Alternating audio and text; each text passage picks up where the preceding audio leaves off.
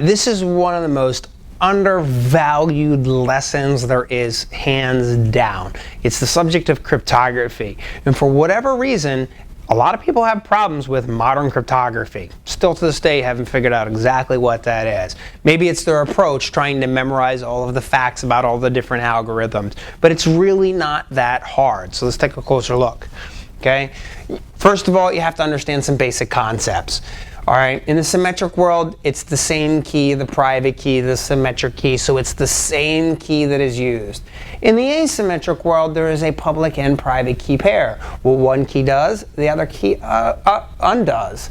And there's different principles in play. In the symmetric world, the only principle involved is confidentiality. In the asymmetric world, not only do you have confidentiality, but you also have integrity, authenticity, and non-repudiation. So you have to keep track of the principles as you go, okay? In the basics of, confidentiality, we try to change plain text into ciphertext and ciphertext back into plain text, and just some of the basic ways of doing that, substitution and transposition or permutations. So substitution means to take out and replace with something else. A permutation is like a scrambling. Think Rubik's Cube here, okay? And then, of course, there's the concept of like whole hard drive encryption and things like that. Otherwise, if you just look at it, this is the landscape of cryptography. You've got the symmetric world, you've got the integrity world, you've got the asymmetric world, you got all of that tied together in PKI and a handful of attacks. Otherwise, it's really just that simple. So let's start here with just symmetric. Here, it's basically different versions of the same stuff. All of these are different procedures or different ways to hide stuff or encrypt it or to get ciphertext. So plain text to ciphertext, ciphertext to plain text. So the first challenge is how you're going to remember all of the algorithms, right? Like everything from AES, DES, triple test, IDEA, CAST, etc. So there's an easy mnemonic that you guys can remember to remember all of these symmetric algorithms. So watch this. This is super easy. Great for test taking. These three guys had an idea to cast out their rod to fish for blowfish, but instead they received serpents in the rain. Very easy. You can rattle off 10 symmetric algorithms just like that. Otherwise, it's really just knowing a handful of details about each algorithm. Some of the algorithms, like DES, they're a little bit outdated, but that's 56 bits worth of encryption plus 8 bits of parity, equaling a 64-bit block size. Or something like AES, it's got a variable block size, 128, 192, and 256. Or things like Blowfish, they use a 448-bit block size, or bits worth of encryption. So 448 tends to be the dead giveaway here. Okay?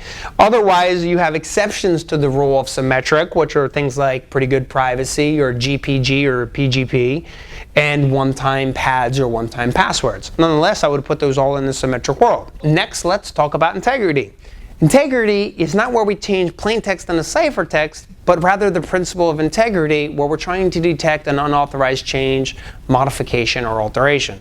So we have some data, we analyze it, we get an output called a message digest or a hash. And you can hash a single file at a time, a whole directory at a time, a whole hard drive, a whole application, a whole web server.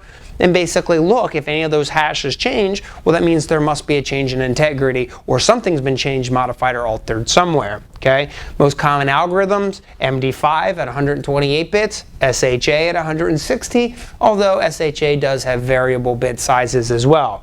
You can go Google online hashing calculator. There's some great online hashing calculators where you'll put in the word password, select hash, and it'll tell you the hash in all possible algorithms.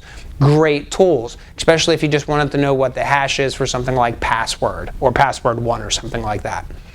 Next principle is asymmetric. You're also going to need a way to remember all of your asymmetric algorithms. So here's a great test-taking technique. I call this the Derrick's model.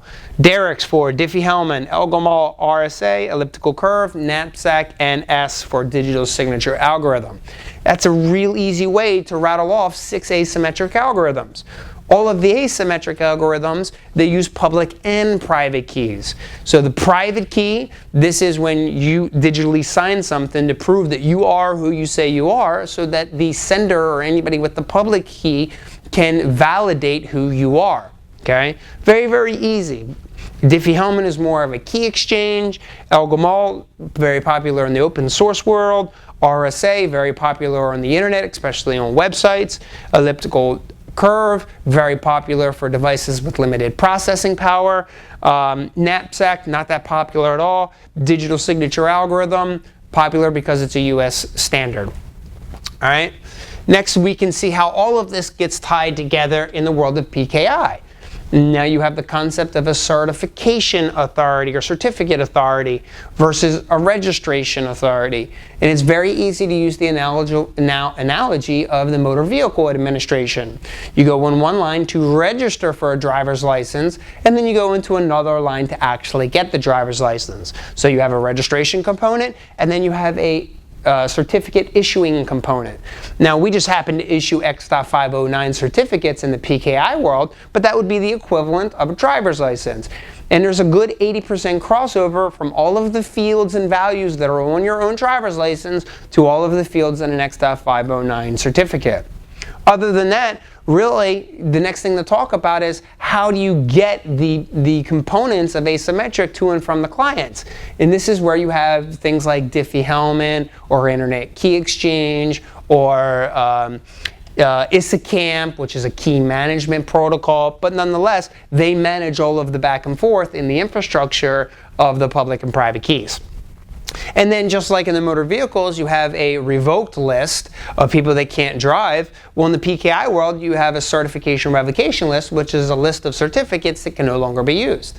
Okay? And then you can, of course, use protocols like OCSP, Online Certificate Status Protocol, that dynamically checks the CRL, where CRL is more of a manual concept. OCSP is more of a dynamic protocol that actually checks to see if your driver's license or X.509 certificate is actually revoked.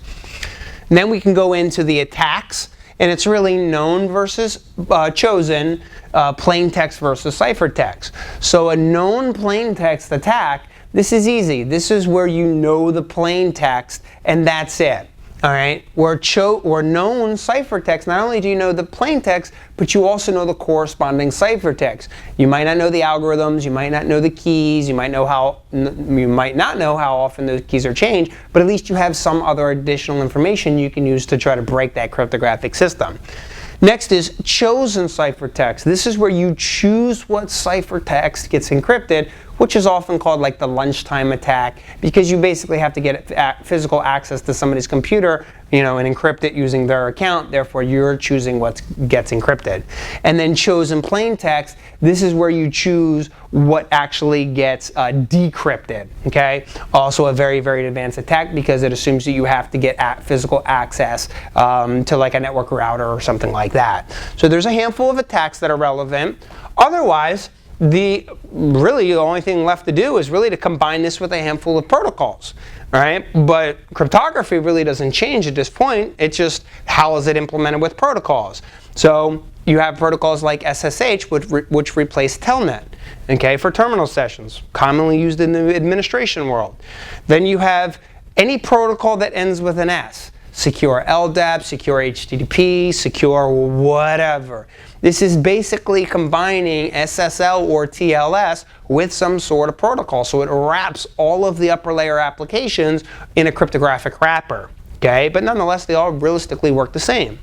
Then you have network layer cryptography like IPsec, which uses an authentication header and an encapsulating security payload. I often use the analogy of a truck when I'm in the classroom. All right, so the header, that's the front of the truck. The payload, that's the back of the truck. In the header, you can add an integrity check. See MD5 and SHA if you want more information. Or in the payload, you can add an integrity check and a confidentiality check. And again, you can use MD5 and SHA or whatever the vendor supports in terms of secrecy. DES, triple DES, and AES are some of the most common. And then, of course, SSL and TLS. There's a great Wikipedia page on this that'll give you the whole history and the popularity of SSL and TLS. But nonetheless, they're just protocols. Okay? So realistically, cryptography isn't that hard. Although I will tell you, countless network administrators and countless experts use the wrong words to talk about the wrong principles. They're using words like hashing when they really mean confidentiality. So they mix things up. But it's very, very, very easy. You have symmetric, you have asymmetric, you have integrity, and then you have PKI. All of that gets realistically tied together. So let's go ahead and look at some hands-on examples, and I'll show you how to use tools like MD5Sum or Hash My Files and a few of the other tools. I want to point out one last thing. There's a huge difference here between the academic world and the professional world. In the academic world, we have to learn all of the history and the nuts and the bolts of how all the algorithms work. In the professional world, it's pretty simple. All you have to do is click a button, encrypt or decrypt, or hash or verify a hash, and it's relatively pretty simple. So you can go get the theory, and that's always helpful. There's plenty of good videos on this, or feel free to watch my videos, but it's realistically not that hard, folks. It is 2014, so let's go ahead and look at some hands-on examples.